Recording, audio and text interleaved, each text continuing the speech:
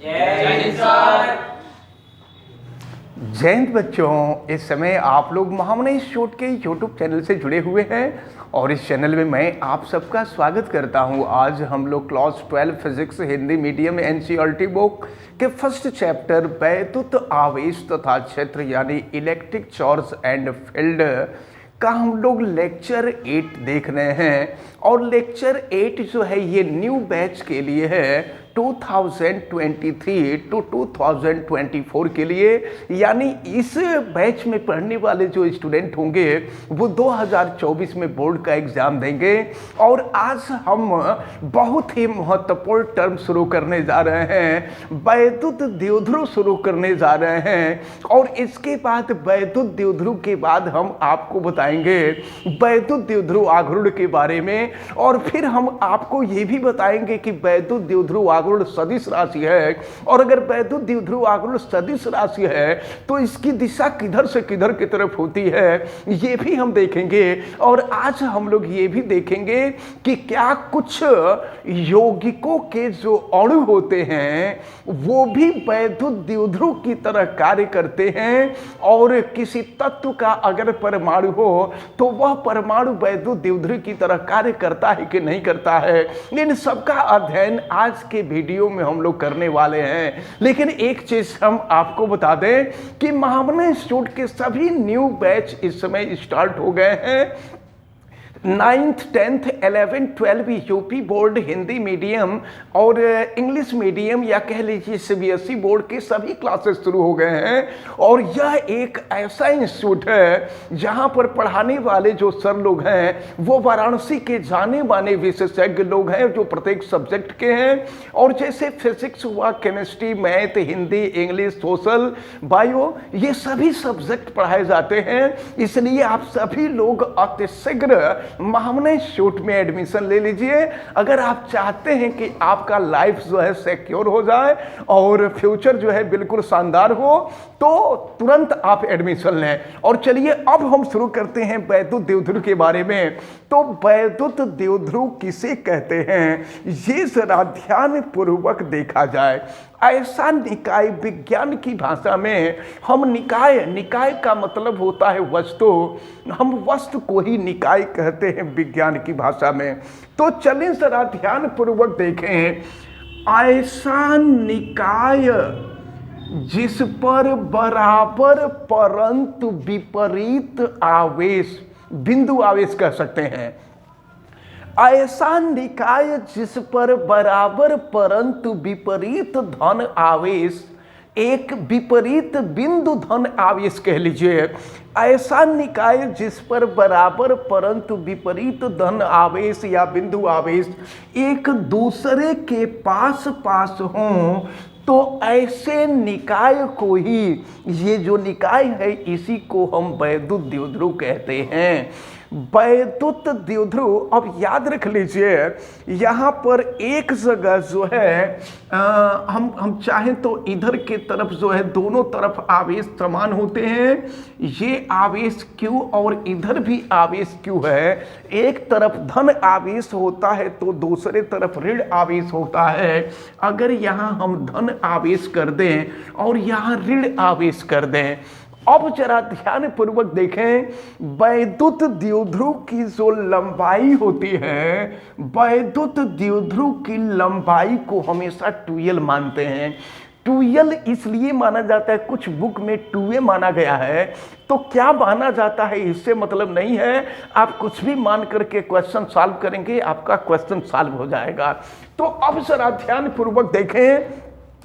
ऐसा निकाय जिस पर बराबर परंतु विपरीत बिंदु आवेश एक दूसरे के पास पास हो, तो ऐसे निकाय को ही हम वैद्युत द्विध्रुव कहते हैं। वैद्युत द्विध्रुव की लंबाई जो होती है वो 2l मानी जाती है। 2l मानने से बेनिफिट ये होता है कि इससे जो रिलेटेड डेरिवेशन होते हैं वो डेरिवेशन इजी हो जाते हैं। हम 2l न मान करके अगर l भी मान लें तो डेरिवेशन होगा, लेकिन थोड़ा सा डेरिवेशन टफ हो जाएगा। इसलिए वैद्युत द्विध्रुव की जो लंबाई होती है वो 2l मानी जाती है।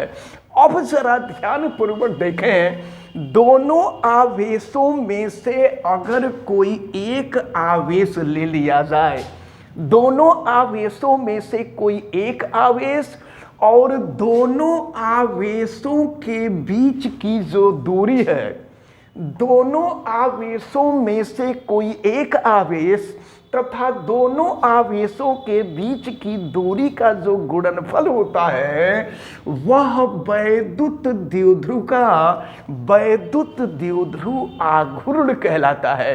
वैद्युत द्विध्रुव के वैद्युत द्विध्रुव आघूर्ण को हम स्मॉल p से प्रदर्शित करते हैं। और अब हम आपको ये भी बता दें कि आघूर्ण है, जैसा कि आपको बताया गया था कि चाहे बल का आघूर्ण हो, बल युग्म का आघूर्ण हो, चुंबकीय द्विध्रुव आघूर्ण हो या वैद्युत द्विध्रुव आघूर्ण हो, कोई भी आघूर्ण होता है तो वह आघूर्ण सदैव सदिश राशि होती है। आघूर्ण सदैव सदिश राशि होती है, यानी वैद्युत द्विध्रुव का जो आघूर्ण होता है यह सदिश राशि होती है। इसलिए इस P के ऊपर जो है हम तीर दिखा सकते हैं। अब इसको अगर हम चाहें तो इस प्रकार से भी लिख सकते हैं, 2 पहले लिख देंगे, इसके बाद Q1 लिख सकते हैं। और हम आपको ये बता दें कि वैद्युत द्विध्रुव आघूर्ण अगर सदिश राशि है तो इसकी जो दिशा होती है वैद्युत द्विध्रुव आघूर्ण की दिशा वो ऋण आवेश से धन आवेश के तरफ होती है।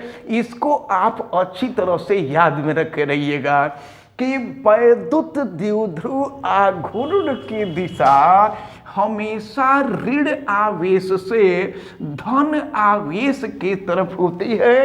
ये पॉइंट आपको बहुत अच्छी तरह से याद रखना है। अब जरा इसका मात्रक हम लोग देख लें तो 2 तो संख्या है, संख्या के कोई मात्रक नहीं होगा।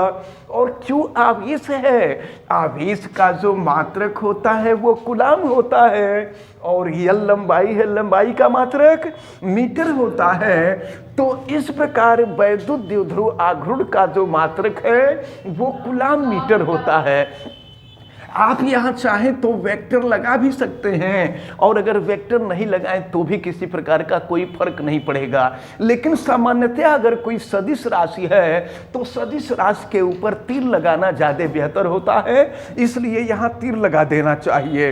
अब जरा हम लोग इसकी भीमा देख लें तो भीमा ज्ञात करने के लिए जैसा कि हमने आपको बताया है कि ये कूलाम मीटर है, तो कूलाम मीटर MKS पद्धति और SI पद्धति में बहुत मामूली अंतर होता है। नॉर्मली लोग SI पद्धति को MKS पद्धति भी कह दिया करते हैं, लेकिन थोड़ा सा अंतर है कि अगर किसी मात्रक में, हमने कहा था कि अगर किसी मात्रक में किसी साइंटिस्ट का नाम जुड़ा है तो समझ लीजिएगा वो SI पद्धति है, और अगर MKS पद्धति होगा तो इसमें मीटर, किलोग्राम, सेकेंड, एम्पियर के अतिरिक्त तो कुछ भी नहीं होगा, तो MKS पद्धति होगा। तो अब देखते हैं ये Q है, तो Q इजकल टू यहां हम लिख सकते हैं, देखिए P इजकल टू 2 और Q इजकल टू, हम यहाँ मात्रक निकाल रहे हैं, MKS से पद्धति में मात्रक निकाल रहे हैं। Q इजकल टू होता है I इंटू T, और ये है L। तो I विद्युत धारा है, विद्युत धारा का मात्रक क्या होता है, एम्पियर होता है, एम्पियर हो गया। और ये T जो है टाइम है, टाइम का मात्रक क्या होगा, सेकंड होगा। और ये लंबाई, लंबाई का मात्रक मीटर। अब इसको कभी भी आगे पीछे करके लिख सकते हैं, या तो हम लिख सकते हैं मीटर, सेकंड, एम्पियर। तो इस प्रकार ये आप अच्छी तरह से याद रखे रहिएगा कि वैद्युत द्विध्रुव आघूर्ण का MKS पद्धति में मात्रक क्या होता है, मीटर, सेकंड, एम्पियर। और वैद्युत द्विध्रुव आघूर्ण सदिश राशि है कि अदिश राशि है, सदिश राशि है, जवाब दिया करिए। और फिर इसकी दिशा किधर से किधर की तरफ होती है, ऋण आवेश से धन आवेश की तरफ होती है। इसको अच्छी तरह से आप लोग याद रखे रहें। और अब जरा ध्यानपूर्वक देखा जाए, हम आगे बढ़ते हैं, इसकी बीमा भी हम लोग निकाल लेंगे। तो मीटर लंबाई का मात्रक है और लंबाई की विमा क्या होती है, एल होती है। और ये सेकंड समय का मात्रक है और समय की विमा टी होती है। और ए एम्पियर है, एम्पियर विद्युत धारा का मात्रक है और विद्युत धारा की विमा ए होती है। तो इस प्रकार जो है वैद्युत द्विध्रुव आघूर्ण की जो विमा है वह LTA है। इसको हम आगे पीछे करके भी लिख सकते हैं, इसको आप ध्यान में रख कर रहिएगा। अब हम आपको ये बता दें कि अनेक यौगिकों के अणु, हम कुछ उदाहरण आपको दे रहे हैं। तो अनेक यौगिकों के अणु जैसे हम देखें, ये HCl हाइड्रोक्लोरिक अम्ल होता है, HCl हुआ। इसी तरह से अगर हम देखें जल, वाटर, H2O हुआ। और फिर अगर हम देखें ये हाइड्रोजन ब्रोमाइड HBr है। और इसी तरह से अगर हम आगे बढ़ते हैं तो ये अमोनिया और CH4, इसी तरह से ढेर सारे यौगिक हैं, ढेर सारे यौगिकों के अणु हैं। मैं आपको बता दूं कि कुछ यौगिकों के अणु, सभी नहीं, कुछ यौगिकों के अणु जो होते हैं ये वैद्युत द्विध्रुव की तरह कार्य करते हैं। और वैद्युत द्विध्रुव की तरह कार्य क्यों करते हैं, तो इसका कारण ये होता है कि कोई भी यौगिक है तो उस यौगिक के अणु में 2 अथवा 2 से अधिक परमाणु होते हैं। और 2 अथवा 2 से अधिक परमाणु, अगर उदाहरण के तौर पे देखें तो यहाँ हाइड्रोजन का 1 परमाणु, क्लोरीन का 1 परमाणु, H2O में अगर देखें तो हाइड्रोजन का 2 परमाणु, ऑक्सीजन का 1 परमाणु। अगर HBr को देखें तो हाइड्रोजन का 1 परमाणु, ब्रोमीन का 1 परमाणु। अगर NH3 का देखें तो इसमें नाइट्रोजन का 1 परमाणु, हाइड्रोजन के 3 परमाणु। अगर मीथेन को देखें तो कार्बन का 1 परमाणु, हाइड्रोजन के 4 परमाणु। तो इस प्रकार जो है आप अच्छी तरह से ध्यान में रख लें कि किसी भी यौगिक का अणु होता है ना, तो उस अणु में 2 अथवा 2 से अधिक परमाणु होते हैं। और इन परमाणुओं में आपको मालूम है कि परमाणु में नाभिक होता है, नाभिक पर धन आवेश होता है और नाभिक के चारों तरफ कक्षा में इलेक्ट्रॉन चक्कर काटते हैं और इलेक्ट्रॉन पर ऋण आवेश होता है। तो इन यौगिकों के अणुओं के अंदर जो परमाणु उपस्थित होते हैं, उन परमाणुओं की ऐसी व्यवस्था हो जाती है कि धन आवेशित नाभिक एक तरफ विस्थापित हो जाता है और ऋण आवेशित इलेक्ट्रॉन जो है दूसरे तरफ विस्थापित हो जाता है। और आपको मालूम है कि किसी भी तत्व के परमाणु के नाभिक में जितने प्रोटॉन होते हैं उतने ही उसके चारों तरफ कक्षा में इलेक्ट्रॉन होते हैं। दूसरे शब्दों में कह सकते हैं कि नाभिक पर जितना धन आवेश होता है उसके चारों तरफ उतना ही ऋण आवेश होता है।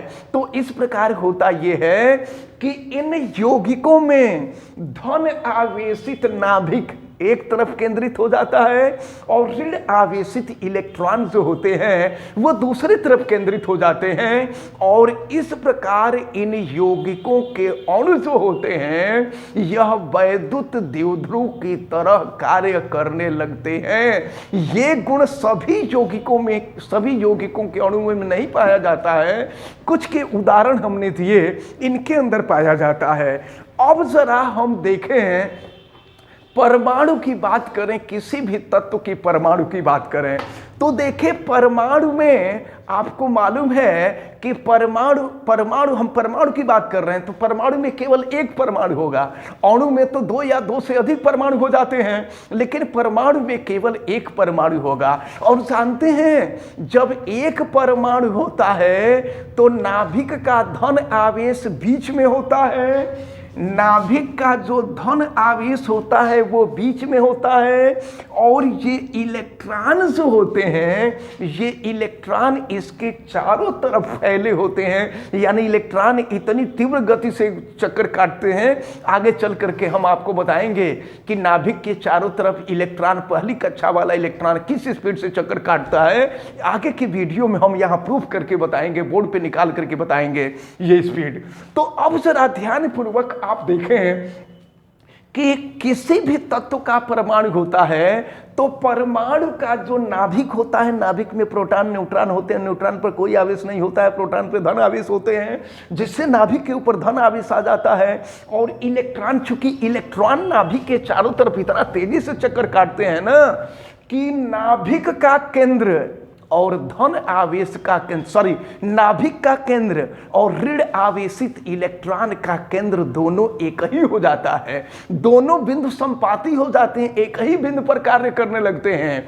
इस प्रकार किसी भी तत्व का जो परमाणु होता है वह वैद्युत द्विध्रुव की तरह कार्य नहीं करता है। इसको आप अच्छी तरह से याद रखे रहेंगे।